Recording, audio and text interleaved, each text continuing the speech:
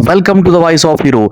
आज हम voice of hero में जिस बड़ी हीरो की, जिस शख्सियत की, जिस कलंदर की आवाज बनी है, जिस सखी की आवाज बनी है, दुनिया उसको हजरत सखी शबाज कलंदर के नाम से याद करती है, जिसका असल नाम सैयद उस्मान बरवंदी था। वो सिंध के मारूफ सूफी बुजुर्ग और अल्लाह के वली थे।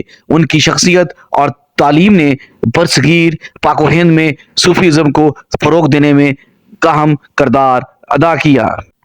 सखी शबाज कलंदर ने सिंध का रुख उस वक्त किया जब वहां रूहानी तलीमियात को फरोग देने की अशद जरूरत थी। उन्होंने सिंध को अपना मुस्तकिल मस्कन बनाया और जहां तबलीग का सिलसिला शुरू किया, और उनके पैगाम ने न सिर्फ आम लोगों को बल्कि हुकूमती एहलकारों पर भी गहरा असर छोड़ा।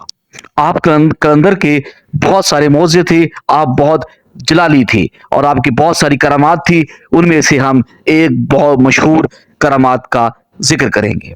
सिंध का वो उस इलाका सेवन सीज जिसको आपने अपना मस्कर बनाया था, उससे थोड़े ही फासले पर कुछ मकान थे और वहां कुछ औरतें जो थी अपना धंधा चलाती थी, और उन धंधा चलाने वालों का एक बड़ा हेड था। तो जैसे ही आप उस जगह पर तशरीफ लाए तो आपकी बरकत की वजह से वहां पे गाहक आना आहिस्ता आहिस्ता कम हो गए। कुछ ही दिनों पर वहां पर जो बिल्कुल थी लोग बंद हो गए और उनका काम ठप होने लगा। तो वो औरतें जो थी वो बड़ी परेशान हुई कि असल वजह क्या है, वजह क्या बनी है कि हमारा चलता चलाया काम धंधा बंद हो गया है। तो उन्हें सर्च करने पर महसूस हुआ, मालूम हुआ कि अल्लाह का कोई वली, अल्लाह का कोई कुतब, अल्लाह का कोई कलंदर यहाँ आया है और उसके साथ कोई मरीद हैं, उनकी वजह से हमारा काम बंद हो गया है। तो वो सारे जो थी धंधे वाली, वो सारी मिलकर आप सरकार के पास आई और आप सरकार को कहा कि आप यहाँ से चले जाएं, वरना हम आपकी शिकायत ऊपर हुकूमत आला को देंगे। तो आप सरकार ने मुस्कुरा कर फरमाया, फिर जाओ सिकंदर आला को मेरी जाकर शिकायत लगाओ। तो उन्होंने जाके सिकंदर आला को आपकी शिकायत लगाई कि हिंदू साहब महाराजा जी, इस तरह एक मुसला आया है, उसने तो हमारा जीना वहां हराम कर दिया है। तो उस बादशाह ने, उस हिंदू ने 300 लोगों को वहां भेजा, अपने सिपाही भेजे। वो उसके सिपाही आप सरकार के पास गए और जाकर आप सरकार से वजह पूछी, तो आपने एक ही नजर जब उठा के देखा तो वो सारे के सारे बुत बन गए। वो सारे के सारे सबसे से बाहर हो गए कि वो पत्थर की तरह साकन हो गए। वो जब सरकार की तरफ चल रहे थे वो पत्थर बन जाते थे, जब पीछे पीछे को जाते थे तो वो ठीक हो जाते थे, सरकार की तरफ आगे जाते थे तो पत्थर बन जाते थे। तो ये माजरा देखकर वो बड़े हैरान हुए और वहां से भाग गए। ये सारे मौजूदात, ये सारा सिनेरियो देखकर वो जो औरतें थी वो अपना सामान उठाकर वहां से भाग गईं। उन्होंने कहा ये अल्लाह का कोई वली है, ये अल्लाह की कोई वलायत है, ये अल्लाह का कोई कामल बंदा है। उस उन्होंने गनीमत इसी में समझी कि अपना सामान उठाया और वहां से उठाकर वो चली गई। और वो तो चली गई, लेकिन उनका जो बड़ा दलाल था, जो उनका बड़ा हेड था, जो उनका गुरु था, जो उनका सरबराह था, उसका सारा कारोबार ठप हो गया। उसे बड़ा गुस्सा आया और उसने फैसला कर लिया कि वो इस बुजुर्ग से, इस अल्लाह के इस बंदे से बदला लेगा। और उसने उसके हाथ में एक बड़ा मोटा सा डंडा पकड़ा और गालियां देता हुआ आपके हुजरे मकीन की तरफ चला गया। आपके हुजरे से पहले आपके वहां मलंग बैठे हुए थे, उन्होंने उनको समझाया कि अल्लाह के बंदे क्यों गालियां दे रहे हो और गुनाहगार हो रहे हो। अगर हमारे पीर ने, हमारे मुर्शद ने, हमारे आका ने, ये कलंदर ने ये सारी आपकी घटिया लैंग्वेजेस, ये आपके घटिया किरदार सुन लिया तो आपके लिए बड़े मसाइल पैदा हो जाएंगे।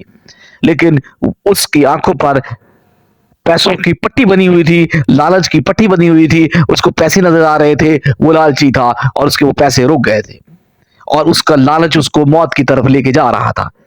आखिर वो इसी बिहेवियर में आप सरकार के हुजरा मकीन में चला गया और जाकर उतनी ही, आप कह लें कि आपकी शान में गुस्ताखी की, बड़े गैर मुनासिब लफ्ज वहां यूज किए। तो आप सरकार غصے میں آ گئے, جلال میں آ گئے, اور آپ کے پاس پڑی ہوئی ایک چھوٹی سی چھڑی تھی, اور آپ نے اپنی مبارک چھڑی اچھال کر بالکل آہستہ سے آپ کے ساتھ لگائی, اور آپ کے ساتھ لگتے ہی آپ تڑپ کر مر گئے.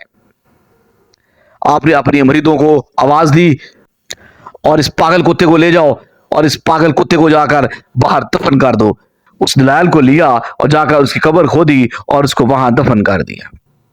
یہ بات چلتے چلتے پھیلتے پھیلتے آگ کی طرح پھیلی اور ہندو راجا تک پہنچ گئی. جلد ہی وہ ہندو راجا وہاں آیا اور آپ کے پاس آیا اور آپ سے مخاطب ہو کر کہا, بھائی آپ کے پاس آپ کے اوپر بڑی بڑی 3 بڑی ایلیگیشنیں ہیں. سب سے بڑی آپ کے جو ایلیگیشن لگی ہے, تو سب سے بڑا آپ الزام لگ رہا ہے کہ آپ نے ایک انسان کو زندہ قتل کر دیا ہے. دوسرا, یہاں پر کچھ عورتیں رہتی تھیں, ان عورتوں کو آپ نے ادھر سے بھگا دیا ہے اور ان کے مکانات گرا دیے ہیں. تو یہ 3 بڑی ایلیگیشنیں ہیں, تو آپ کیا کہتے ہیں اس کے بارے میں؟ تو آپ سرکار نے فرمایا کہ ان عورتوں کو میں نے نہیں بھگایا, وہ عورتیں خود گئی ہیں, اپنی مرضی سے گئی ہیں, میں نے ان کو کچھ نہیں کہا. اور ان کے پیچھے جو مکانات تھے وہ ناپاکیزہ تھے, گند سے بھرے ہوئے تھے, تو میں نے اس گند کو ختم کیا ہے. ناپاکیزگی اور گند میں نے اللہ کی اس دھرتی سے ختم کر دیا ہے, اب یہ جگہ پاکیزہ ہو گئی ہے. اور تیسری بات جو تم کہہ رہے ہو کہ میں نے بندہ مارا ہے, تو میں نے تو کوئی بندہ نہیں مارا, میں نے تو ایک کتا مارا ہے, ایک پاگل کتا مارا ہے, جو ایک ایسا کتا تھا جو پاگل ہو گیا تھا, جو ہر ایک پر بھونکتا تھا. میں نے تو اس کو قتل کیا ہے کہ یہ پاگل کتا ہے, نہ جانے کس کو کاٹ لے, نہ جانے کدھر پھرے, نہ جانے کون کون اس کے ظلم کا نشانہ بنے. تو ٹھیک ہے, ہندو راجا نے کہا تو پھر ٹھیک ہے, اس کا فیصلہ ہو جائے گا. ہندو راجا نے اپنے سپاہی بلائے, اس نے کہا میں اپنے سپاہیوں کو بلاتا ہوں اور بلا کشائی ہوگی. اگر قبر کھودنے پر اس کے اندر ایک انسان نکلا جس کو آپ نے قتل کیا ہوگا, تو آپ کے اس کے نتائج بھگتنے پڑیں گے, تو پھر میں آپ کے لیے غضبناک ہو جاؤں گا. اور اس کے سپاہی آئے اور انہوں نے قبر کھودنا شروع کر دی. جیسے ہی انہوں نے قبر کھودی, وہ دیکھ کر حیران رہ گئے کہ اندر ایک کتا تھا, جو ایک پاگل کتا تھا, جس کے منہ سے جاگ چل رہی تھی, وہ اندر مرا پڑا تھا. تو یہ دیکھ کر وہ جو ہندو تھا, بادشاہ تھا, وہ واپس چلا گیا. یہ تھی آپ کی کرامات, یہ تھے ایک کلندر کی الفاظ, یہ تھی ایک کلندر کی حیثیت, یہ تھی ایک کلندر اپنے اللہ کو کتنا محبوب ہوتا ہے. یہ ہوتی ہے ایک منکر کی سزا, کہ وہ پیروں کا منکر تھا, وہ کلندروں کا منکر تھا, اور اللہ نے اس کی جنس تبدیل کر دی اور ایک انسان سے اس کو ایک کتا اور جانور بنا دیا. تو ملتے ہیں کسی نئی ویڈیو میں, کسی نئے ہیرو کی, کسی نئے درویش کی, اور کسی نئے اللہ کے ولی کی آواز مان کر. اللہ حافظ.